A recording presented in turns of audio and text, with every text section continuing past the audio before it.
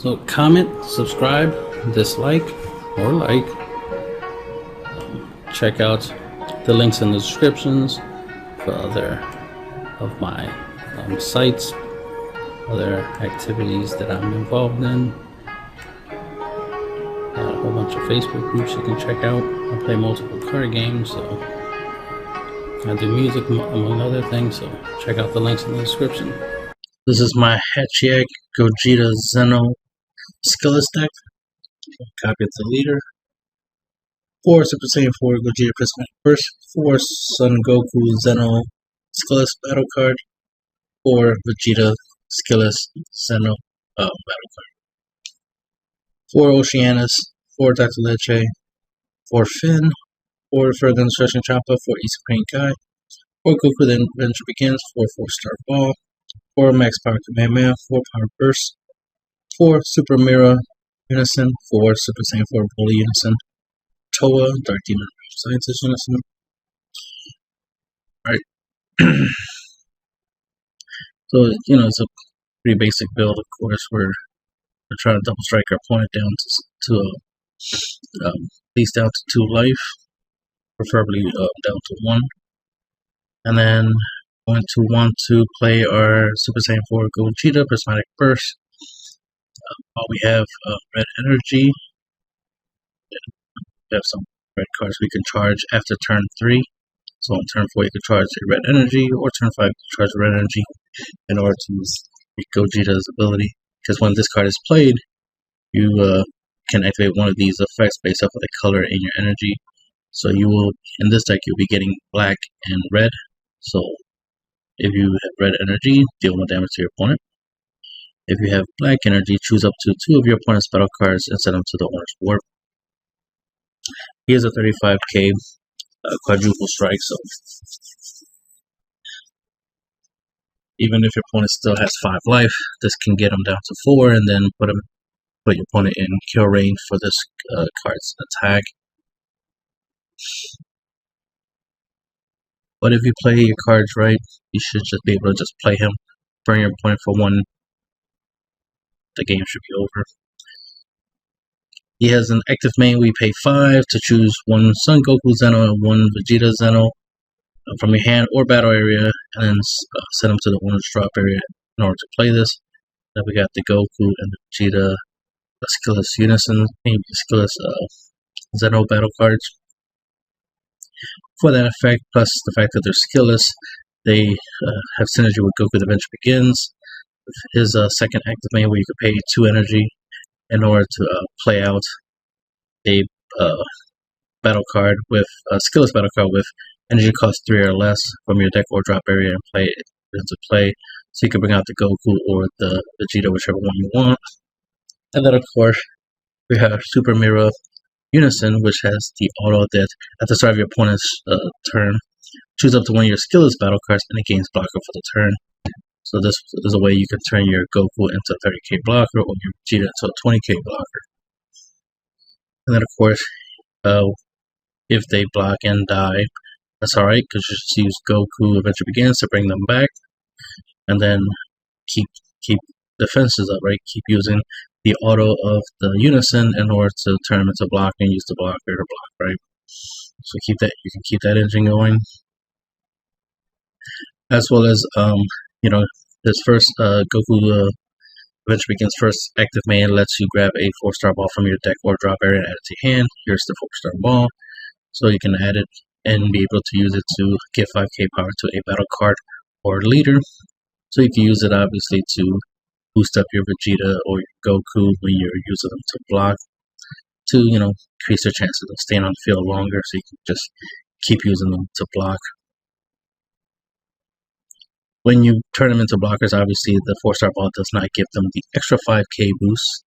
It will only just give them just 5k, and that's it. It won't give them the extra 5k. But without them being blockers, when you use this with one of your skillless battle cards, they'll get an extra 5k. So they'll be 10k stronger. So this will be a 40k swing, and this will be a 20k swing, and they're not blockers. So synergy there with that. Of course, the Goku Adventure Begins with a 4-star ball. engine, allows you to have a reusable way to combo, right? Because you can use it with your leader, so you can use it to out combo attacks. You can obviously use it as discard fodder for the effect of Oceanus to discard in order to play that card, or for Toa's first activate ability. So you can discard it for those things. Oceanus is a blocker plus a counter attack, so you can negate an attack by discarding a card from your hand, playing this card, and then it's a blocker, so you can potentially block 2 attacks with it for 2 energy. Because on your opponent's turn, its cost is reduced by 3, and then has the auto. What the auto is irrelevant. I meant to say that the other part of his counter attack ability is that if you played a card, your opponent can't attack for the turn unless they place the top 4 cards of their deck into the drop area. So if your opponent does choose to attack, they will end up milling 4 cards for each attack. Dr. Legend Departed is our reusable blocker. He is an active man. We could pay 2 since your leader is a black mutant, a machine mutant. You could play this for your drop area, so you could bring him back, use him to block attack. Every time you bring him, you put him into play because he has an auto. When you play this card, place the top 2 card of your deck into drop area. So that's mandatory. So you have to mill 2 cards every time you bring them back. You only need to bring back 1 at a time anyway. You don't want to accidentally mill yourself out. This is a 60 card deck, so it'll take long for you to mill out. So take advantage of that. But like I said, it's a reusable block. Now it'd be nice. Something I definitely want to see more black cards coming out from set 17. Hopefully they have cards that can give blockers a revenge. That'd be nice, because then being able to give the blockers in this deck revenge will definitely make them more useful. It's not enough to stop attacks. You also want to make sure that whatever battle card attacking you blocked doesn't stay on the field, right? We do have some warping effects and some board wipes in here to help us clear opponent's board after we defend. Like Finn. Finn is our board wipe. 2 energy. Deflect. Your opponent chooses 1 of the battle cards and then warps the rest of them.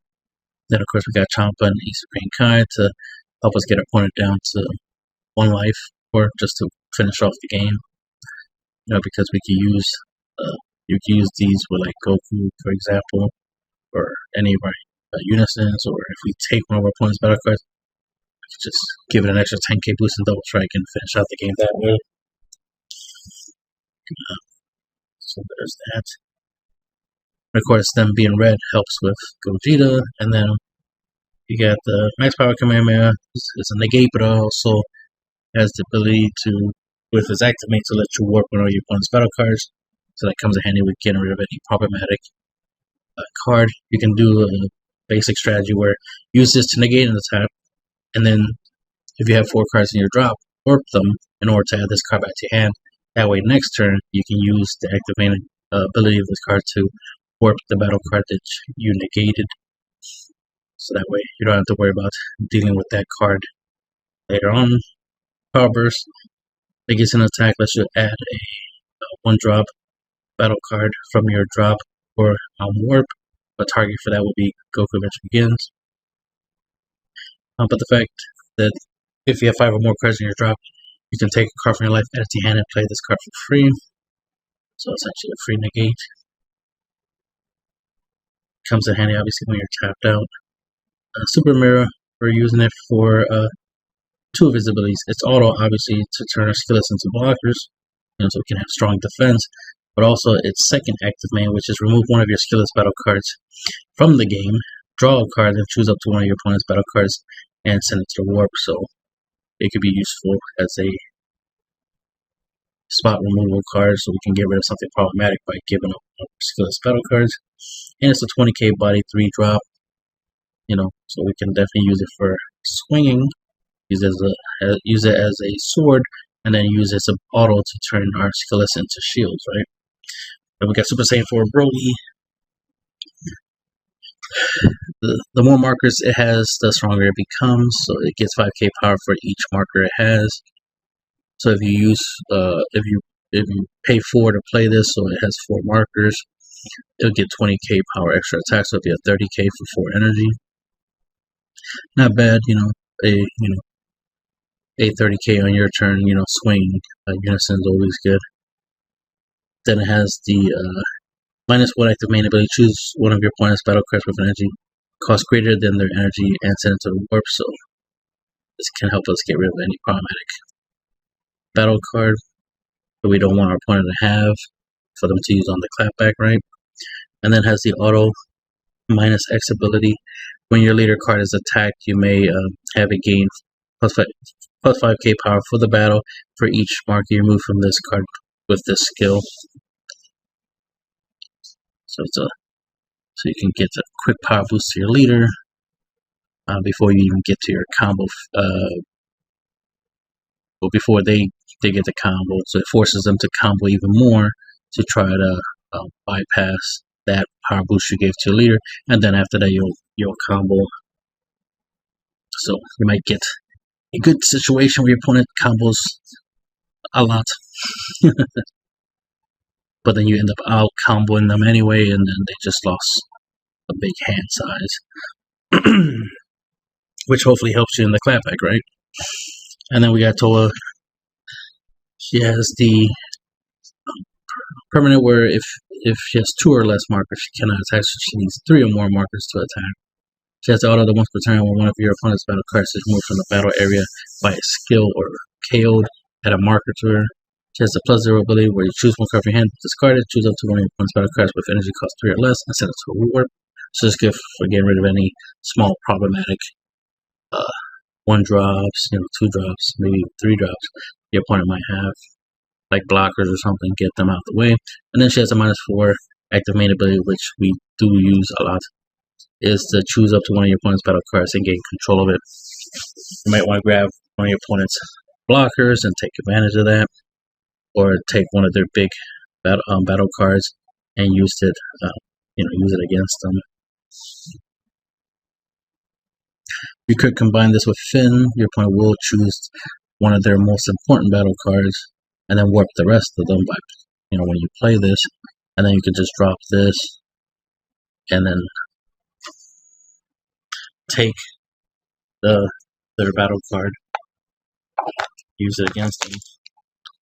She has a 20k body, so if you want to take advantage of attacking with her first before you use her -4 to take opponent's battle card. And you should already know what Hatchhyack does. He does make it hard for you and your opponent to attack a lot of battle cards. So that's the end of the video.